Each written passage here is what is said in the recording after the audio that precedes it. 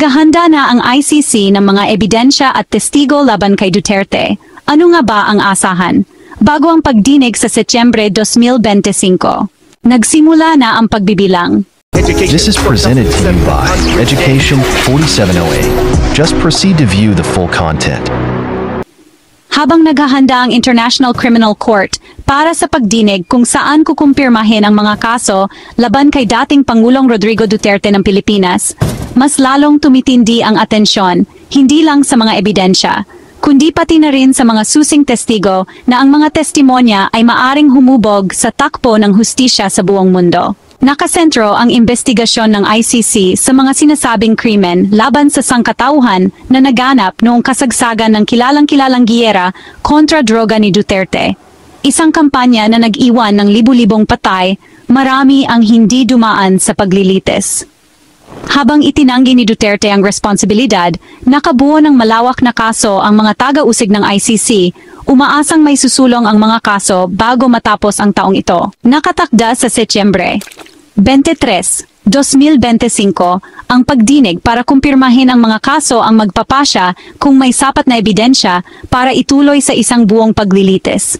Sa yugtong ito, hindi pa mamagdedeklara ang korte ng pagkakasala o kawalang sala, pero isa itong mahalagang salaan para subukan ang tibay ng kaso ng prosekusyon. Ayon sa prosekusyon, maraming testigo ang handa ng tumestigo, pero ang kanilang kaligtasan ay nananatiling pangunahing alalahanin.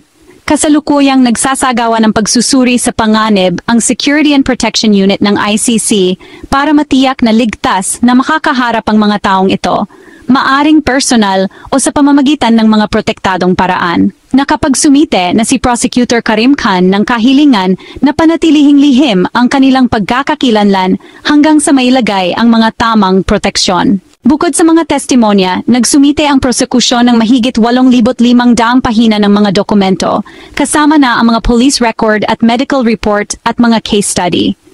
Idagdag pa riyan ang mahigit 16 na oras ng mga video at audio material, mula sa mga panayam sa pamilya ng mga biktima hanggang sa mga record ng operasyon ng pulis. Ang mga ebidensyang ito ay kasalukuyang sinusuri at sinimulan na ng depensa na matanggap ang mga ibinubunyag na impormasyon ng paunti-unti. Ang mga pangalan ng mga testigo ay hindi pa dinidisclosed para na rin sa kanilang kaligtasan.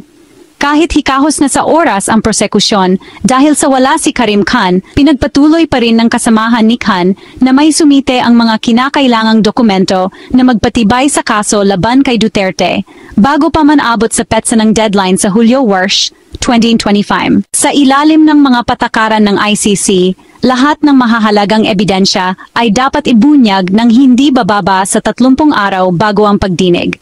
Nagbibigay ito ng oras sa parehong panig para suriin, kuwestiyonin o patibayin ang kanilang mga pahayag. Ang prosekusyon ay nagmamadali para matiyak na lahat ng mga hakbang para sa proteksyon at mga legal na kailangan ay matupad bago ang takdang araw na iyon.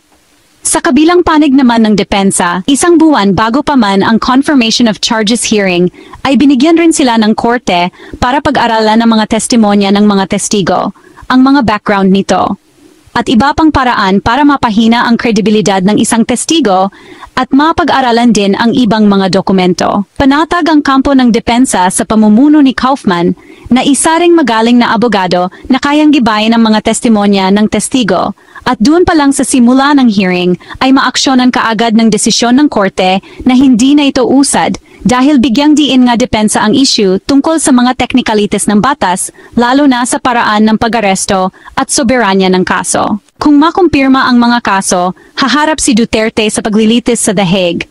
At ito ay usad na para magsimula ang totoong trial tulad ng nangyari sa actual na korte. Para sa buong mundo, ito ay magiging isang pambihirang kaso kung saan ang isang dating pinunang estado ay mananagot sa pandaigdigang entablado.